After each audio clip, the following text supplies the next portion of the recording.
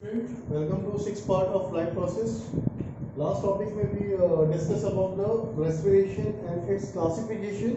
Respiration में हमने discuss किया था कि इसके दो तरह के classification होता है, एक internal respiration और एक external respiration. Internal respiration is considered as the cellular respiration and external respiration is considered as the breathing, जो कि आप लोगों ने मेरे साथ last video में already देख रखा है. Now we are going today about what are the types of respiration. There are the two types of respiration. First one is the aerobic respiration and second one is the anaerobic respiration. तो आपको clarify है कि cellular respiration मैंने आपको last video में mention किया था. Cellular respiration क्या था आपके पास? It is a process of breaking of food या burning of food in the presence of oxygen to provide energy in the form of ATP. वही स्टोरी है यहाँ पे. आपके पास दो तरह का रेस्पिरेशन होता है, एक है आपके पास एरोबिक और दूसरा है आपके पास anaerobic. So what is the meaning of the aerobic? Aerobe मतलब क्या होता है? Presence of oxygen. और एनएरोबिक मतलब क्या आपके पास? Absence of oxygen. तो क्या ध्यान से देखना है मेरे यहाँ आपका, अगर आपके पास टाइप आता है अच्छी तरह से इसको समझ लीजिए, क्योंकि 5 नंबर का क्वेश्चन आता है explain the different pathways of the glucose to form the different forms of energy. इस तरह का क्वेश्चन आता है, तो उसको करने के लिए सबसे पहले आपको बेस मालूम होना चाहिए. रेस्पिरेशन के दो टाइप है. एरोबिक मतलब प्रेजेंस ऑफ ऑक्सीजन हो गया एंड एरोबिक मतलब आपका एब्सेंस ऑफ ऑक्सीजन हो गया. अभी स्टोरी क्या है इसके अंदर? एरोबिक रेस्पिरेशन में क्या है?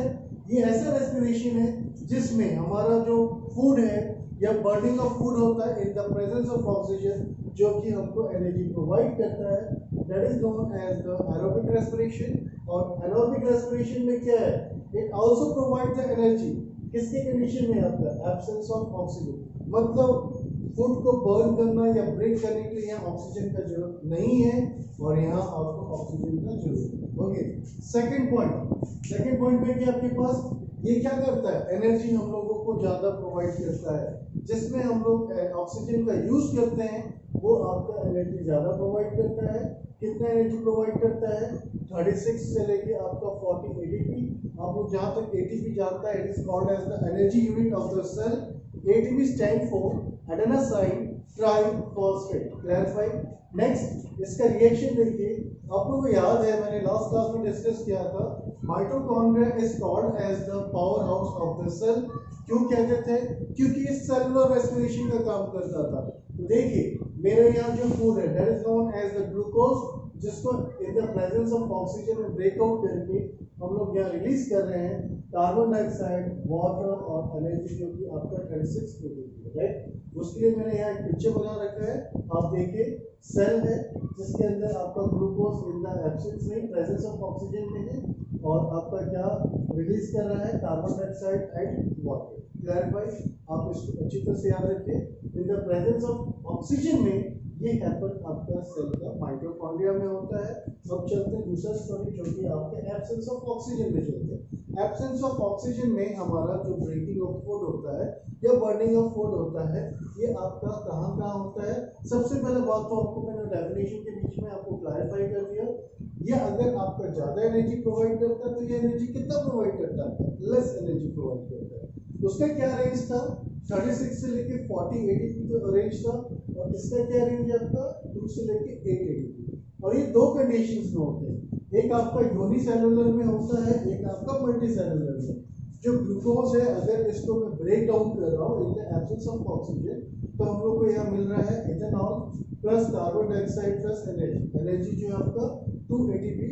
और एक प्रोसेस है जिसमें आपका glucose is converted into ethanol. That process is known as the fermentation. क्या बोलते हैं इसको हम लोग?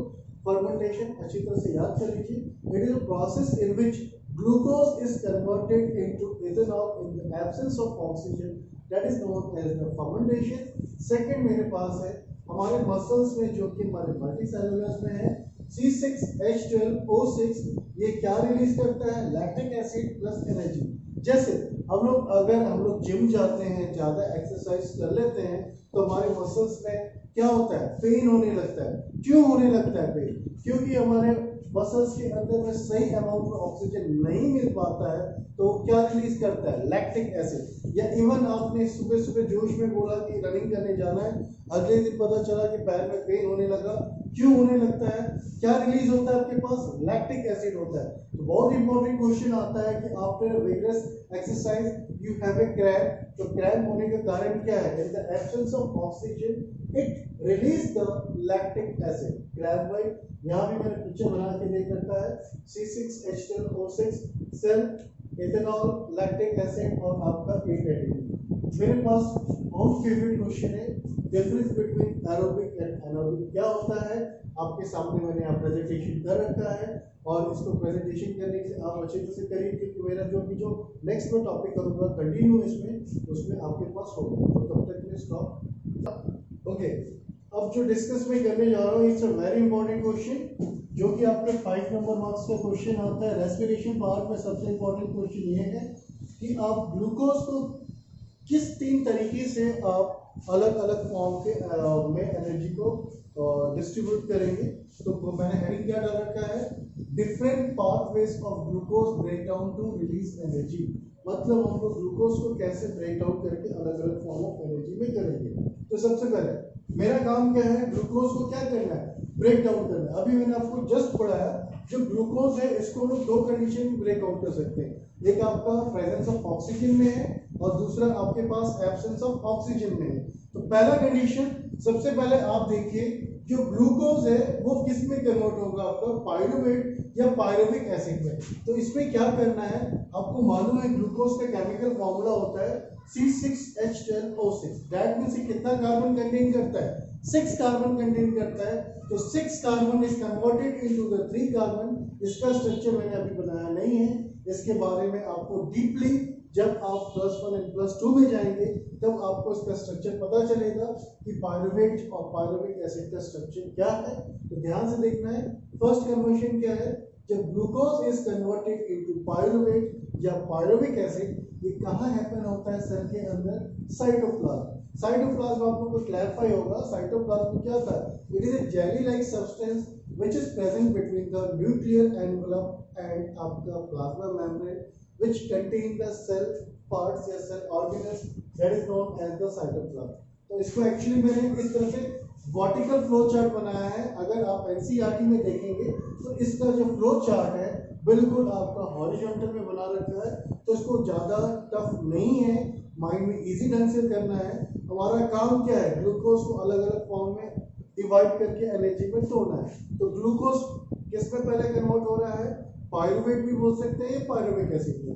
उसके बाद आपको याद है कि मैंने 2 तरह के फॉर्म में आपका तोड़ा था, एक आपका एरोबिक रेस्पिरेशन था और दूसरा क्या आपके पास था, एनारोबिक रेस्पिरेशन। तो वही मैंने मेंशन कर रखा है, aerobic respiration and second one आपका एनारोबिक रेस्पिरेशन। तो एरोबिक रेस्पिरेशन अभी मैंने जस्ट इसी वीडियो में डिस्कस किया।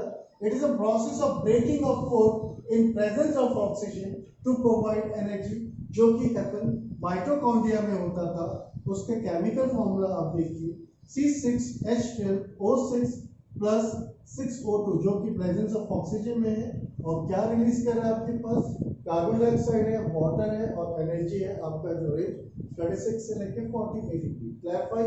इधर आइए anaerobic condition, in the absence of oxygen में हमारे पास 2 कंडीशन था, एक आपका यूनिसेलुलर में एनर्जी रिलीज हो रहा था और दूसरा आपका मल्टीसेलुलर में।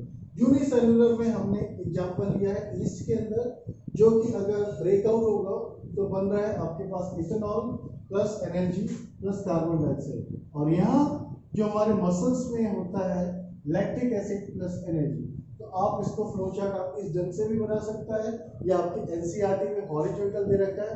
लिखने का तरीका क्या है, सबसे पहले आप क्या करेगा, बताएगा कि glucose is converted into pyruvic acid, या आप ऐसे भी लिख सकता है 6 carbon which is converted into the 3 carbon which is happen in the cytoplasm of the cell. Then it is classified into the 2 type of respiration. First one is the aerobic respiration and the second one is the anaerobic respiration. Aerobic respiration, that is it is burning of food या breaking of food in the presence of oxygen which provide energy. Anaerobic में आपने देखा आपका जो food है break कर रहा है in the absence of oxygen। Unicellular में और मल्टीसेलुलर में, जो यूनिसेलुलर है जिसके अंदर आपका ईस्ट के अंदर होता है, क्या फॉर्म करता है? आपका इथेनॉल फॉर्म करता है। और मैंने क्या वर्ड भी नाम दिया था, फर्मेंटेशन के बारे में बताया था। फर्मेंटेशन क्या है? It is a process in which glucose is converted into ethanol in the absence of oxygen, that is known as the fermentation. Next आपके पास हमारा C6H12O6 जो कि हमारे मसल्स में होता है, जो कि आपका लैक्टिक एसिड और एनर्जी को रिमूव करता है। आज जो मैंने डिस्कस किया रेस्पिरेशन पार्ट का सबसे इंपॉर्टेंट क्वेश्चन है, मेरे हिसाब से लास्ट जो नहीं उससे प्रीवियस ईयर में क्वेश्चन आया था, इस बार भी आने के चांसेस है। तो आप इसको अच्छी तरह से फोकस कीजिए और अच्छी तरह से समझिए, और मैं होप भी करता हूँ कि सारे स्टूडेंट को समझ में आ गया होगा। तो आज के वीडियो के लिए इतना रखते हैं। Thank you.